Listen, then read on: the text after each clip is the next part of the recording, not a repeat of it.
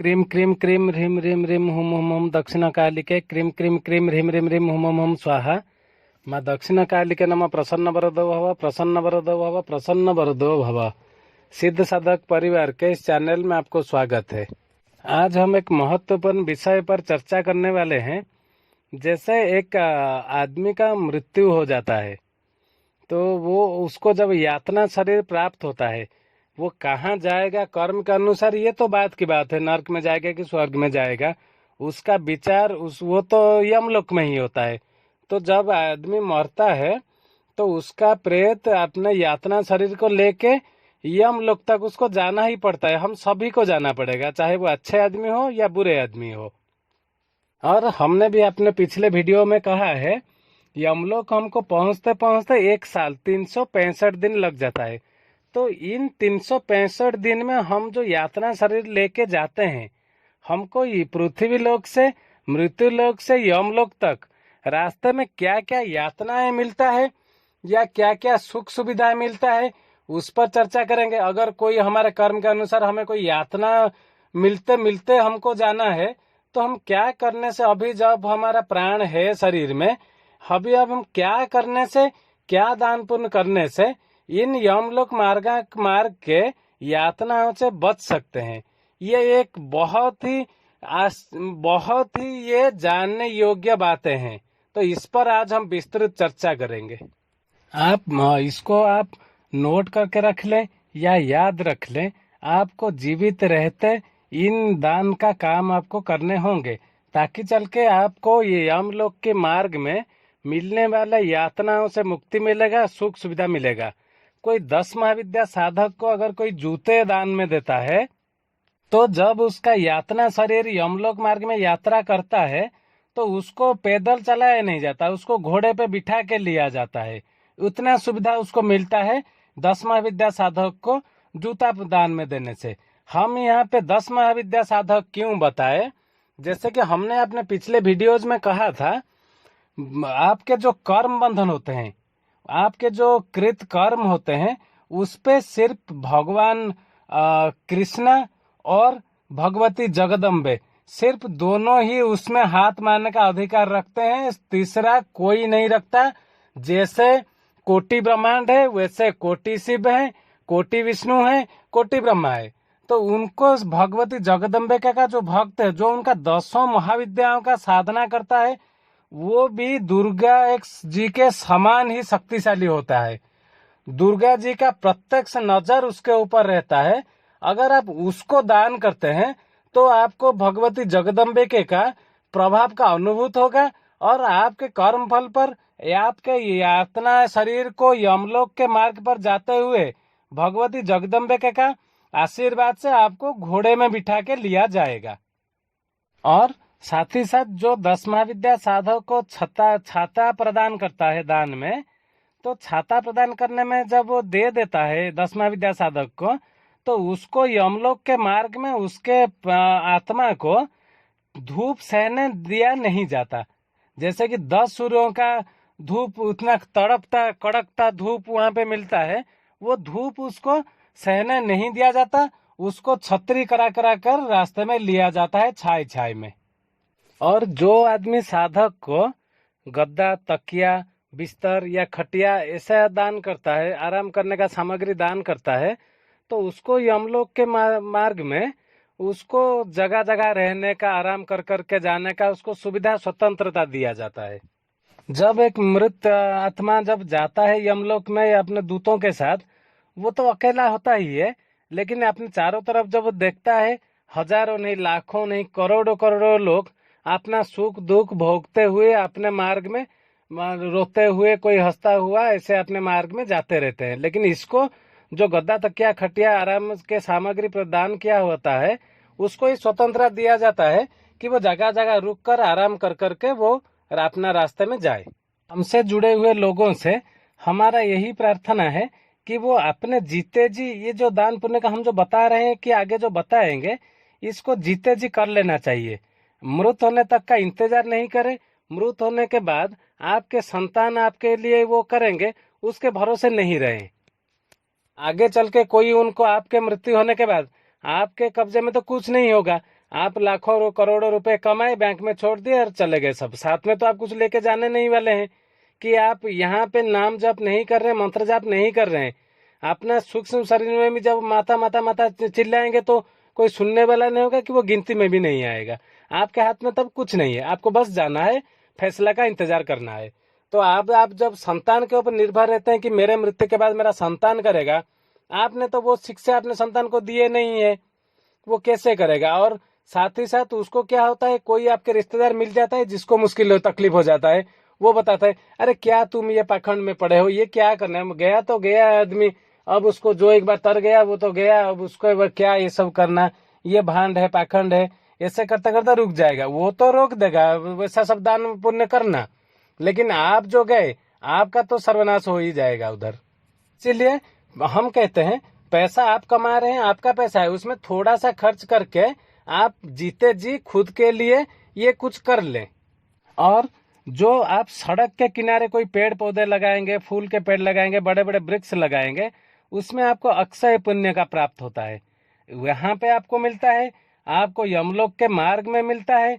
और आपका जब डिसीजन हो जाता है कि आप नर्क में जाएंगे, स्वर्ग में जाएंगे, उधर भी आपको अक्षय पुण्य जो खत्म होने वाला, क्षय होने वाला नहीं है, अक्षय पुण्य का प्राप्त होता है। लेकिन आप अपने बगीचे में नहीं, कोई सड़क किनारे रास्ते हुआ, कोई पब्लिक प्लेस हुआ, वहां पे वृक्ष लगाएंगे, ये फूल का चारा लगाएंगे, तो आपको यमलोक के मार्ग में क्या मिलेगा, आप पैदल नहीं जाएंगे, घोड़े पे नहीं जाएंगे, आपको सुसज्जित विमान में बिठा के लिया जाएगा। जो आप जो फूल के पौधे लगाए हैं, वो फूल के सारे सुसज्जित होगा वो विमान, और आपको छाए छाए में विमान में बिठा के आपको सम्मान आपको ले लिया जाएगा। और आपने जो आदमी जीते जी मंदिर बनवाया हो या मंदिर के लिए जमीन का टुकड़ा दिया हो, उसको यमलोक के मार्ग में जगह जगह उसको स्वतंत्र दिया जाता है कि वो चाहे रुक सकता है, आराम से भक्ति भजन कर सकता है, उसको भोजन जो भोग मिलेगा उसको प्राप्त कर सकता है। क्योंकि उसके द्वारा बनाया हुआ मंदिर या मंदिर के लिए दिया हुआ जमीन में जब तक पूजा हो रहा है, भोग हो रहा होगा, उसका 1% उसको मिलता रहेगा और वो तुरंत चालू हो जाता है। तो उसको मंदिर में दिया हुआ भोग मिलता है, वो उसको खाते खाते अपने इच्छा अनुसार रुकेगा, खाएगा, आराम करेगा, और शांत चित्त होकर जब उसका मर्जी होगा चलेगा, जब उसका मर्जी होगा वो रास्ते में रुकेगा। हम ये मंदिर बनाने के बात कर रहे हैं, ऐसा नहीं कोई आप धर्मशाला बनाए या अनाथ आश्रम बनाए, इसमें ये सुविधा आपको नहीं मिलेगा। आप अनाथ आश्रम बनाएंगे, अगले जन्म में आपको बड़ा एक धनवान आदमी के रूप में या कोई एक सुख सुविधा वाला पशु के रूप में कर्म अनुसार आपको जन्म दे दिया जाएगा। लेकिन हम मंदिर का बात करें, सिर्फ मंदिर, और कोई धर्म अनुष्ठान मंदिर के सिवा नहीं है, जिसके चलते आप बनाएंगे या जमीन का टुकड़ा देंगे तो आपको ये सुविधा मिलेगा। ये सुविधा सिर्फ मंदिर बनाने वाले को ही मिलता है। इस मामले में आपको क्या करना चाहिए, आपके गुरु अगर जीवित हों तो उन्हें संपर्क करना चाहिए या किसी जानकार के साथ संपर्क करना चाहिए। आपको मंदिर बनाने में आप क्या मदद कर सकते हैं। अगर आपके गुरु सच्चे होंगे, सदगुरु होंगे, तो वो आपको जरूर बताएंगे शास्त्रोक्त, जो शास्त्रों में वर्णित है। जो किसी अभी के आजकल के जमाने में जो बहुत सारे गुरु महाराजा बन के बैठे हैं, उनका बोलने की बात नहीं है। अपने आप में तो आजकल तो ऐसे बैठे हैं, कोई अपने आप को ब्रह्मर्षि, महर्षि, परमहंस, प्रजापति, क्या क्या नहीं, पता नहीं क्या क्या नाम दे दे बैठे हैं। उनका बात भी नहीं, जो शास्त्र में लिखा है शास्त्रोक्त। अगर आपके गुरु सदगुरु होंगे तो वो आपको शास्त्रोक्त मार्ग दिखाएंगे कि आप मंदिर ही बनाओ, दूसरा कोई धर्म अनुष्ठान, कोई अनुष्ठान बनाने से आपको ये सुविधा नहीं मिलता है, उसका लाभ नहीं मिलता है। और आपने देखे होंगे बहुत सारे लोग जो दीप दान करते हैं, आटे का दीप बनाते हैं, नदी के किनारे रख आते हैं, घर में प्रतिदिन दीप का प्रज्वलित करते हैं, हर दिन दीप घर में जलाते हैं। ऐसे लोग जब यमलोक के मार्ग में जाते हैं, जो दीप दान करता है, जो पृथ्वी को आलोक प्रदान करता है, तो उसको क्या होता है, यमलोक के मार्ग में उसके यातना शरीर से इतना तेज प्रकाश निकलता है मानो जैसे देवता समान हो। और वो देवता समान होते वो चलता है, क्योंकि उसने धरती को दीप दान किया है, उसने प्रज्वलित किया है। तो उसका जो मार्ग है आलोकित मार्ग रहेगा, अंधकार बिल्कुल नहीं रहेगा, और उसका शरीर से इतना तेज प्रकाश निकलेगा जैसे मानो देवता, वो देवता के जैसे थाट में वो चल के अपना यमलोक का मार्ग संपूर्ण करेगा। और एक लोग होते हैं जो बहुत बड़े अमीर लोग होते हैं, जो कि बहुत सारा पैसा है उनके पास, छोटे घर बनाए, कोई गरीब को दान कर दिया, जो गृह दान करता है उसको कभी ना कभी जिंदगी में मतलब वो जो इसका सक्षम हो उसको कर लेना चाहिए। क्योंकि जब वो कोई गृहदान करता है तो उसको मरने के बाद तो आपके जो आपने जो पैसा कमा है वो तो इधर बैंक में रहा है, आपके बच्चे इधर है, सब कोई देखता नहीं है। लेकिन आपको पता है, आप जब यमलोक में जाएंगे, आप कौन सा यातना, कौन सा सुख सुविधा आप कर्म अनुसार मतलब भोगते भोगते जा रहे हैं। लेकिन जो गृहदान करता है उसको क्या होता है, वो राजा महाराजा का जैसा थाट में उसको वो जाता है, उसके अगल बगल दूतों उसको नमस्ते करते करते चलते हैं, वो राजा महाराजा थाट में चल के जाता है। और जिन्होंने अपने गुरु का सेवा किया या गुरु के लिए कुछ भी किया, अपने गुरु के लिए या गुरु समान व्यक्ति के लिए या कोई 10 महाविद्या साधक के लिए अगर एक आदमी ने कुछ किया है जीवन में या करने का सोच रहा है या कर रहा है, तो उसको भी राजा महाराजा जैसा सुख सुविधा जगदम्बे देते हैं रास्ते में। यमलोक के मार्ग के कष्ट उसको भुगतने नहीं दिया जाता, बैतरणी पार होने उसको नहीं दिया जाता, सारे सुख सुविधाएं उसके पास राजा महाराजा लगा देते हैं। क्योंकि उन्होंने 10 महाविद्या साधक का, भगवती जगदम्बिके का जो साधक है, सच्चा साधक है, उनके लिए कुछ किया है। तो भगवती जगदम्बे आपने कृपा बरसा देते हैं उसके यातना शरीर पर भी, जीते जी तो देते ही देते हैं, उसके यातना शरीर पर भी अपना कृपा का बरसात कर देते हैं। वो राजा महाराजा जैसा थाट में चलता रहता है। अगर आप किसको अन्न दान करते हैं, अन्न दान करने से आपको अक्षय पुण्य का प्राप्त होता है। मान लो जैसे उसको दान तो नहीं कहेंगे, उसको अर्ण यज्ञ कहते हैं। आपने अगर अर्ण यज्ञ किया है, जो आपके चारों तरफ जो आपको खुश दिखने वाले, हंसने वाले, आपको इस शरीर को आपको हंसाने वाले जो लोग हैं, आपके प्रियजन हैं, उनको नहीं, जो गरीब और जरूरतमंद को खाना देते हैं, कभी भी एक बार भी दिया हो, उसको रास्ते में उसका यमलोक के मार्ग में वो उनका जैसे राजा महाराजा का सवारी चलता है, ऐसे उनका सवारी चलता रहेगा। वो बैठ के आराम फरमाते हुए जाएंगे, जगह जगह उनको खान पान का व्यवस्था रहेगा, वो खान पान कर करके आराम में जाएंगे। अगर आपने कुत्ते या किसी भिखारी को बासी खाना दिया है तो आपको उधर बासी खाना मिलेगा। इसलिए हम कहते हैं किसी को बासी बचा हुआ खाना बच गया दे दो, कुत्ते वुत्ते को इसको नहीं देना है। अगर आपको नहीं देना है, नहीं देना है। अगर आपको देना है तो उनके लिए जो बना होगा खाना उनके अलग से निकाल के रख दें, अपना खाना खा ले। और जो गोदान करते हैं, जो गाय खरीद के अपने जीवित रहते किसी 10 महाविद्या साधक को, किसी को, कोई बूढ़े ब्राह्मण हुए, उनको अगर कोई दान करता है तो उनको क्या होता है, बैतरणी नदी का जो कष्ट है उनको नहीं मिलता।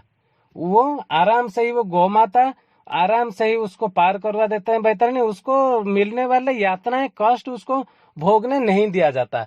अब आप बोलेंगे हम अगर शहर में रहते हैं तो हम गाय का कैसे करें। आप कोई गाय खरीद के देने का जरूरत भी नहीं है। आप कोई गौशाला में जाए, एक गाय को आप अडॉप्ट करें, उनका जो खर्चा होगा खान पान का, उनका आप दान कर दे। ये भी एक गोदान होता है। क्योंकि वो लोग जो पालन पोषण करते हैं उनको बहुत खर्चा आता है।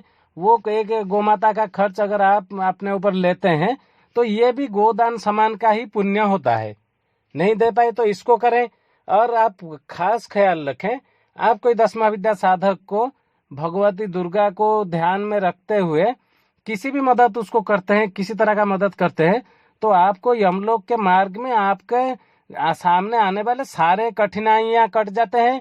आप राजा महाराजा के जैसे आप थाट में जाके यमलोक में पहुंचते हैं। और यमलोक पहुंचते ही आपके कर्मानुसार आपके यमराज जो है वो हाथ जोड़े हुए खड़े रहते हैं आपके सामने। बस वीडियो बहुत लंबा होता जा रहा है, तो आज के लिए इतना रखते हैं। आगे भी इसके रिलेटेड और बहुत सारे अच्छे अच्छे जानकारियां लेके आपके सामने आएंगे। आज के लिए बस इतना ही। ओम क्रीम क्रीम क्रीम रिम रिम रिम हुम हुम दक्षिण कालिके क्रीम क्रीम क्रीम रिम रिम रिम हुम हुम स्वाहा। मां दक्षिण कालिके नमः। प्रसन्न वरदो भव, प्रसन्न वरदो भव, प्रसन्न वरदो भव। चैनल को सब्सक्राइब कर ले।